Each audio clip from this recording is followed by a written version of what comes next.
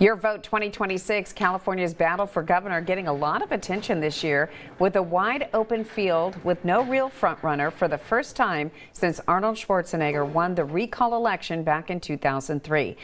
John has more from the wall there with how the race is developing, John. That's right. We talk about, elections and politics here on the wall. That's right. Thank you, Karen. The open primary is June 2nd with ballots set to hit mailboxes next week. Tonight, we're breaking down the race and some of the potential outcomes with voters making their choice from a very long list of candidates. When you get that ballot, you're going to have to go look for your candidate. It's not going to pop out at you. You'll have to go look for it. Thumb through your voter guide and you'll see just how many candidates there are. There are 20-some Democrats on the ballot, and there's a dozen or so Republicans. I sat down with independent political analyst Chad Mays to look at some of the possibilities, starting with the Democrats, now that Eric Swalwell is out amid scandal.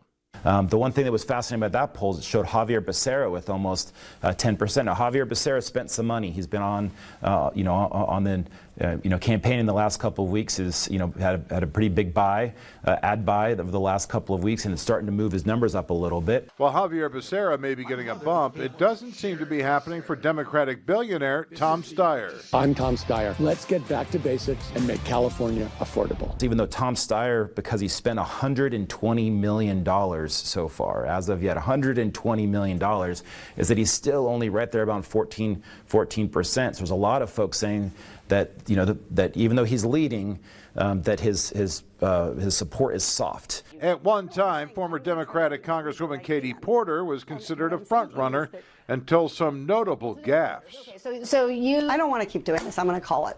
Okay. Thank you. Well, she's kind of sitting at 10%, and she hasn't picked up anything. Mays says some of the lower polling Dems will be encouraged to fall in line by the party, meaning drop out. And I know they've all been talked to, like your numbers aren't rising, you're not raising any money, lightning hasn't struck, you should bow out. The concern for Democrats is that they could dilute their support in the open primary, which could potentially leave Republican Steve Hilton and Riverside County Sheriff Chad Bianco, who consistently polled near the top, with a chance to be the final two. Hilton received the endorsement of President Trump, disappointing Bianco.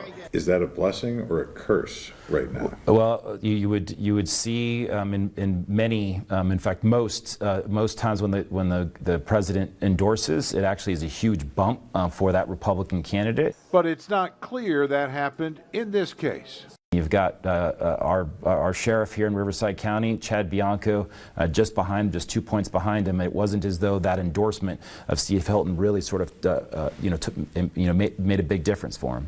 In the event that one Republican and one Democrat take the final two spots, does either Republican have a chance to win in heavily blue California? There is no historical guidance to suggest that a Republican could win in California. Schwarzenegger was the last Republican that served statewide, and there's no reason to believe that that's changed. The latest voter registration numbers seem to back him up. Over 23 million registered voters in California. I don't know if we can go to the graphic that we prepared for this. Over 10 million are Democrats, or about 45% fewer than 6 million are Republicans, about 25%. So that's a 20-point advantage right there. No party preference isn't far behind, with 23% of registered voters in California. Stay with News Channel 3 for continuing Your Vote 2026 coverage over the coming weeks, counting down to that June 2nd primary.